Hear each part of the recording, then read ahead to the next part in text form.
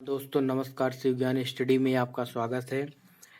मैं आज आपको निर्देशांक ज्यामिति यानी कि कोऑर्डिनेशन ज्योमेट्री के बारे में बताऊंगा, जिसमें कि आज मैं आपको दूरी सूत्र का डिराइव करना बताएंगे। डिस्टेंस फार्मूला कैसे डिराइव करते हैं। कुछ बिंदु यहाँ पर दिए गए हैं। देखिए दोस्तों, कुछ बिंदु यहाँ पर दिए गए हैं। बिंदु ए 2,3, बिंदु बी -1,0, बिंदु सी -4,5, बिंदु डी 0,3, बिंदु ई -3,2, बिंदु एफ -4,5। तो इस पर हम कैसे बिंदुओं को प्रदर्शित करते हैं, ये देखिए दोस्तों।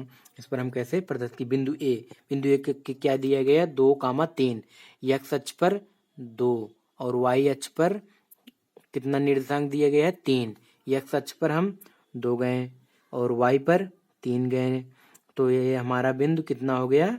बिंदु ए 2,3 और बिंदु बी कितने हैं -1,0। एक्स अक्ष पर -1 गए हैं यहाँ पर और वाई पर 0 गए, मतलब कि मूल बिंदु पर ही हैं। तो बिंदु बी कितना हो गया -1,0 और बिंदु सी कितना दिया गया -4,5। बिंदु सी -4 यहाँ पर आए और -5, मतलब कि वाई अक्ष पर 5 गए हैं। यहाँ पर बिंदु सी हो गया -4,5 और बिंदु डी 0 एक्स अक्ष पर गए हैं, वाई अक्ष पर 3। एक्स अक्ष पर 0 मतलब कि यहीं पर हो गए और वाई अक्ष पर कितना गए हैं 3। तो मूल मेरा बिंदु क्या हुआ डी बिंदु क्या हुआ 0,3। देखिए दोस्तों, दूरी सूत्र डिस्टेंस फार्मूला। 2 बिंदु दिया गया है, उसके बीच की दूरी हम कैसे निकालते हैं। बिंदु P का निर्देशांक क्या है x1 y1। बिंदु Q का निर्देशांक x2 y2 दिया गया है। तो बिंदु P और Q के बीच की दूरी हम कैसे निकालते हैं। P और Q के बीच की दूरी कैसे निकालें। PQ = x2 - x1 का whole square plus y2 - y1 का होल स्क्वायर। यही दोस्तों फार्मूला है, 2 बिंदुओं की बीच की दूरी निकालने का फार्मूला है। इसे आप ध्यान से देख लीजिए और याद कर लीजिए। आइए मैं अब आपको इसे ड्राइव करना बताते हैं, इसे हम कैसे निकालते हैं। देखिए 2 बिंदु दिए हैं, एक बिंदु P और एक बिंदु Q। इसके बीच की दूरी कैसे निकालते हैं। बिंदु P का निर्देशांक x1 y1 और Q का x2 y2 दिया गया है। बिंदु P का निर्देशांक x1 और y1।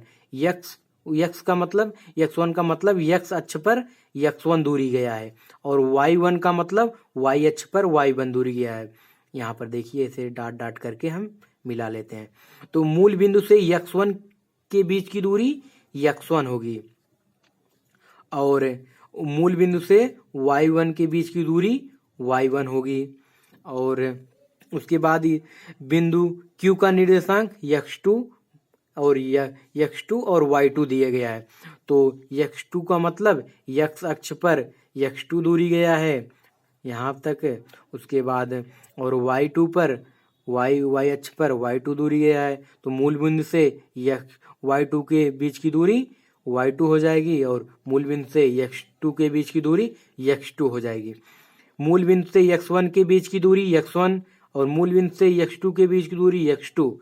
तो हमें x1 और x2 के बीच की दूरी निकालना है।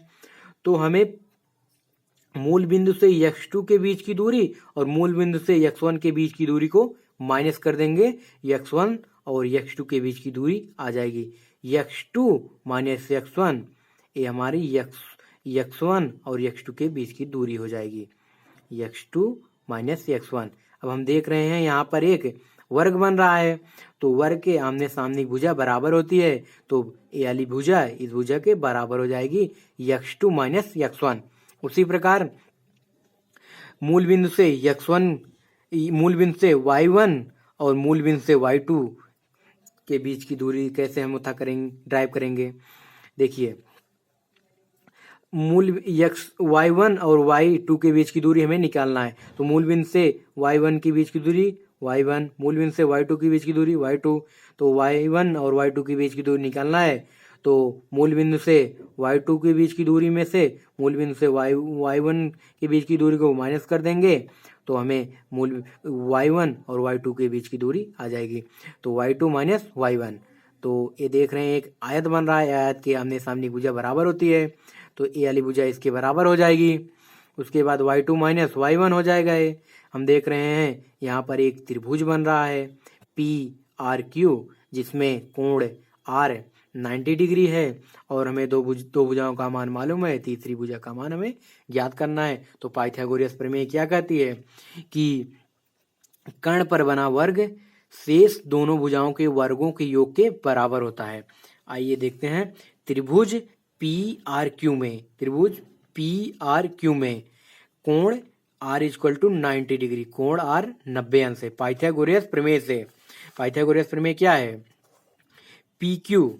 PQ का वर्ग बराबर PR का वर्ग प्लस QR का वर्ग। PQ का मान हमें निकालना है, दो बिंदु के बीच की दूरी निकालनी है। PQ का स्क्वायर बराबर PR का मान दिया गया है x2 माइनस x1, तो x2 माइनस x1 का होल स्क्वायर प्लस और QR का मान y2 माइनस y1 का होल स्क्वायर। तो इसका अब हम वर्गमूल निकाल लेंगे क्योंकि हमें P और Q का मान निकालना है। P और Q equal to under root x2 minus x1 plus y2 minus y1 का होल स्क्वायर। यही दोस्तों हमें डिराइव करना था डिस्टेंस फार्मूला। देखिए दोस्तों ये हमारा ड्राइव हो गया। उसके बाद इस पर एक क्वेश्चन दिया गया है, बिंदु मतलब तीन निर्देशांक दिए गए हैं। बिंदु दिया गया है 3,2 -2, -3 और 2,3 एक त्रिभुज बनाते हैं। हमें यह ज्ञात करना है कि ए बिंदुएं से एक त्रिभुज बनता है या नहीं बनेगा। तो नोट क्या है, त्रिभुज बनने की कुछ विशेषताएं होती हैं। किसी त्रिभुज की दो भुजाओं का योग तीसरी भुजा से सदैव बड़ा होता है। मतलब कि किसी त्रिभुज की यह विशेषता है कि उसकी दो भुजाओं का योग तीसरी भुजा से सदैव बड़ा होता है।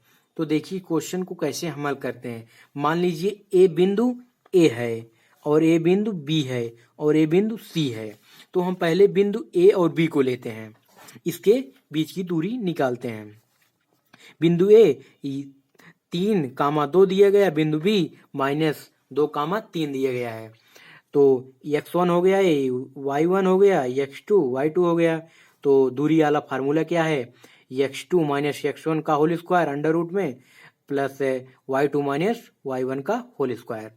तो x2 का मान कितना है -2 और y1 का मान कितना है 3, अंडर रूट में -2 -3 का होल स्क्वायर प्लस और y2 का मान कितना है -3 -2 का होल स्क्वायर।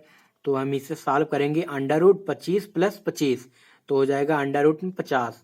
तो इसे जब हम इसका वर्गमूल निकालेंगे 7.07 आएगा। इसी प्रकार बिंदु बी और सी लेते हैं। बिंदु बी का निर्देशांक क्या दिया गया है, -2, -3 और सी का निर्देशांक 2, 3 दिया गया है। ए हो गया x1, ए y1, x2 y2। बिंदु बी और सी के बीच की दूरी का सूत्र क्या है, BC equal to under root x2 2 minus x1 -2 दिया गया है। तो छोटे कोष्टक में इसका होल कर देंगे, x2 -2 का होल स्क्वायर प्लस y3 3 दिया गया है। उसके बाद माइनस छोटे कोष्टक में -3 बड़े कोष्टक का होल स्क्वायर कर देंगे। उसके बाद हम देखते हैं ये माइनस माइनस प्लस हो जाएगा, अंडर रूट में 2 + 2 का होल स्क्वायर प्लस और इसका भी ये भी माइनस माइनस प्लस हो जाएगा, 3 + 3 का होल स्क्वायर बराबर अंडर रूट में हो जाएगा 4 का स्क्वायर प्लस 6 का स्क्वायर। 4 का स्क्वायर हो जाएगा 16 प्लस 6 का हो जाएगा 36। उसके बाद इसे हम ऐड करेंगे, अंडर रूट में 52 आ जाएगा। 52 का वर्गमूल निकालेंगे 7.21 आ जाएगा। इसी प्रकार बिंदु ए और सी लेते हैं। बिंदु ए और सी लेते हैं हम। देखिए बिंदु ए और सी लेते हैं। बिंदु ए का निर्देशांक कितना है 2, बिंदु ए का निर्देशांक 3 और 2 है, और सी का निर्देशांक 2 और 3 है। तो इसका ए और सी के बीच की दूरी निकालेंगे अंडर रूट में x2 माइनस x1, x2 2 है और x1 माइनस 3 हो जाएगा का whole square plus y2 minus y1, y2 3 दिया गया है और y1 2 है का होल स्क्वायर करेंगे। उसके बाद इसे हम सॉल्व करेंगे, माइनस 1 का होल स्क्वायर प्लस 1 का होल स्क्वायर अंडर रूट में 2 आ जाएगा। 2 को हम सॉल्व करेंगे कितना आएगा 1.41। तो हम त्रिभुज की क्या विशेषताएं हैं कि दो भुजाओं का योग सदैव तीसरी भुजा से बराबर होता है। तो ए बी का मान कितना आया 7.07, 7.07, बी सी का मान 7.21, 7.07 प्लस 7.21 को ऐड करेंगे एसी से बड़ा आएगा। तो कितना आया 14.28 बड़ा होगा एसी भुजा से, इसलिए यह त्रिभुज है।